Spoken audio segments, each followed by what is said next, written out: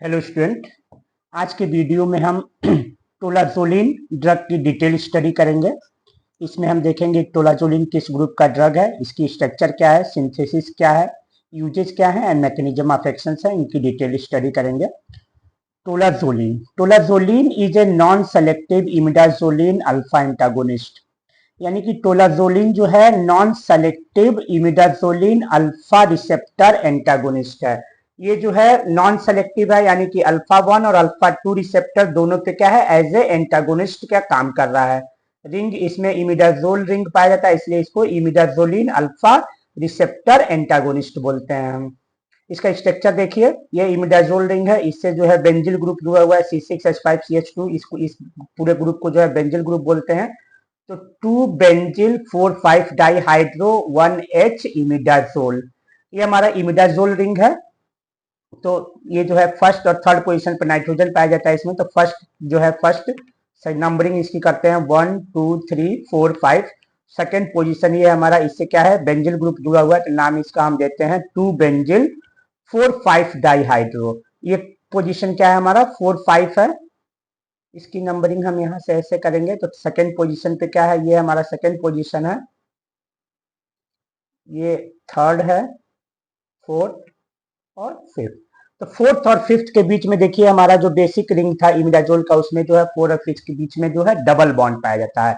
जबकि जब ये जो है इमिडाजोल हमारा ड्रग बन गया, तो इसमें जो है डबल बॉन्ड का सेचुरेशन हो गया, यानी कि इसकी जगह पे हाइड्रोजन आकर 4 और 5 की जगह हाइड्रोजन आकर जुड़ गए हैं और डबल बॉन्ड जो है क्या हो गया, खत्म हो गया। तो इसलिए हम जो है इसको लिखते हैं 4,5 डाइहाइड्रो, यानी कि शो करते हैं कि पहले जो है न्यूक्लियस में जो है अनसेचुरेशन था 4,5 के बीच में, अब क्या है सेचुरेशन आ गया है, हाइड्रोजन जुड़ गए हैं इन दोनों जगहों पे।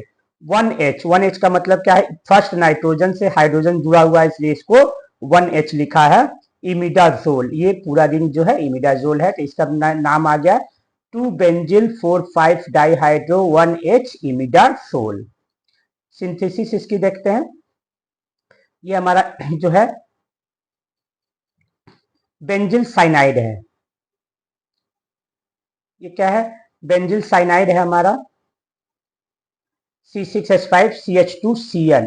अब कार्बन और नाइट्रोजन के बीच में ट्रिपल बॉन्ड होता है, तो जब इसकी हम इथेनॉल से रिएक्शन कराते हैं तो क्या हो जाएगा, एक ये जो है बॉन्ड जो है यहाँ पे, ये नाइट्रोजन की इलेक्ट्रोनेगेटिविटी ज्यादा होती है, तो बॉन्ड जो है शिफ्ट हो जाता है इसकी तरफ, नाइट्रोजन की तरफ।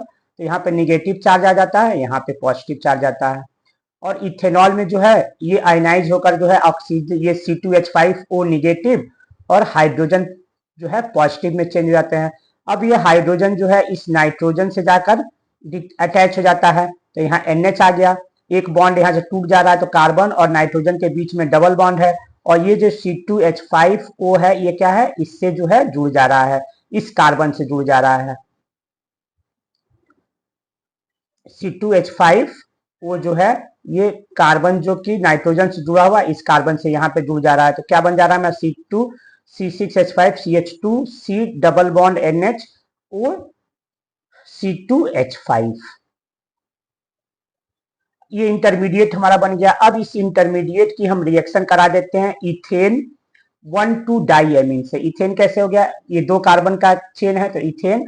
अब फर्स्ट और सेकेंड पोजीशन पे एक एक अमीनो ग्रुप लगे हुए हैं, तो ये क्या हो जाएगा, डाइएमीन ग्रुप हो जाएगा, यानी इथेन 1,2 डाइएमीन। अब इसकी हम जब रिएक्शन करा देते हैं तो इस साइक्लाइजेशन होकर हमारा जो है प्रोडक्ट जो है टोलाजोलिन हमको मिल जाता है। तो this is the synthesis of tolazoline. Tolazoline की सिंथेसिस में हम देखा बेंजिल साइनाइड के रिएक्शन इथेनॉल से करा देते हैं, तो हमारा जो है ये इंटरमीडिएट प्रोडक्ट मिलता है। इस इंटरमीडिएट प्रोडक्ट की हम इथेन 1,2 डाइएमीन से रिएक्शन कराते हैं, साइक्लोइजेशन से हमको टोलाजोलिन ड्रग जो है सिंथेसाइज हो जा रहा है।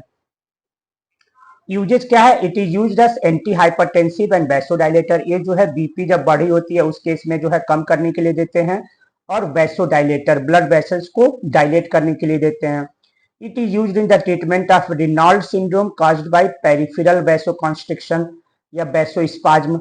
रेनॉल्ड डिजीज जो रेनॉल्ड सिंड्रोम है उसके ट्रीटमेंट में देते हैं, जो किस कारण से होता है, पेरिफेरल में हमारे बॉडी के किसी पोर्शन में जो है ब्लड वेसल्स कॉन्स्ट्रिक्ट हो जाते हैं, तो उस एरिया में ब्लड की सप्लाई जो है नहीं हो पाती है, तो उस एरिया उस सिंड्रोम को हम क्या बोलते हैं, रेनॉल्ड सिंड्रोम बोलते हैं। It is also used in the treatment of persistent pulmonary hypertension in newborn baby. Newborn baby में जो है पल्मोनरी जो है persistent pulmonary hypertension हो जाता है, यानी कि उनके जो लीवर में जो उनके जो लंग्स में, पल्मोनरी का मतलब पल्मोनरी जो है आर्टरीज हमारी लंग्स में पाई जाती है, सप्लाई होती है हार्ट से जो ब्लड सप्लाई होता है लंग्स को, वो पल्मोनरी आर्टरी के थ्रू होता है। तो उसमें क्या है, कॉन्स्ट्रिक्शन आ जाता है, जिसके कारण क्या होता है, ब्लड सप्लाई न्यूबॉर्न्स बेबी में नहीं हो पाती है, तो उनको ऑक्सीजन प्रॉपर नहीं मिल पाता है।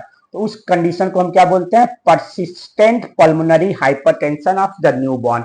उसके ट्रीटमेंट में भी हम क्या करते हैं, इसको देते हैं, ये वैसोडाइलेशन करते हैं और वहां पे प्रॉपर जो है ब्लड की सप्लाई होती है, तो इसलिए जो है इसके ट्रीटमेंट में ये यूज होते हैं। तो पहला यूज इनका क्या है, एंटी हाइपरटेंसिव के रूप में यूज होता है।